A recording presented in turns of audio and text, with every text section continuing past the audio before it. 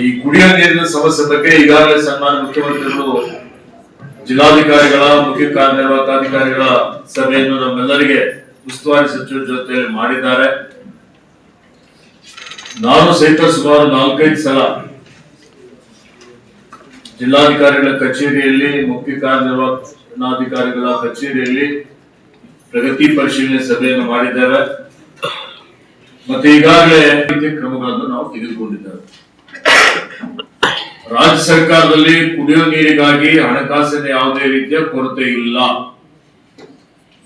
ರಾಜ್ಯ ಸರ್ಕಾರ ಈಗಾಗಲೇ 4 ಕೋಟಿ ರೂಪಾಯಿ ಅನುದಾನ ಕುಡಿಯುವ ನೀರಿಗಾಗಿ ಬಿಡುಗಡೆ ಮಾಡಿದೆ. ನಾನು ಈಗಲೇ ಜಿಲ್ಲಾ ಮಟ್ಟದಲ್ಲಿ ಚರ್ಚೆ ಮಾಡಿ ಮಾಹಿತಿಯನ್ನು ಪಡೆದುಕೊಂಡಿದ್ದೇನೆ. ಔರಾದ್ ತಾಲೂಕಿನಲ್ಲಿ ಎಲ್ಲಕ್ಕಿಂತ ಹೆಚ್ಚಿನ ಒಂದು ಗ್ರಾಮಗಳಲ್ಲಿ ಕುಡಿಯುವ ನೀರಿನ ಸಮಸ್ಯೆ ಇದೆ. 22 ಗ್ರಾಮಗಳಲ್ಲಿ. ಉತ್ತರ ಕರ್ನಾಟಕ ನ್ಯೂಸ್, ಇದು ಕನ್ನಡದ ಉಸಿರು.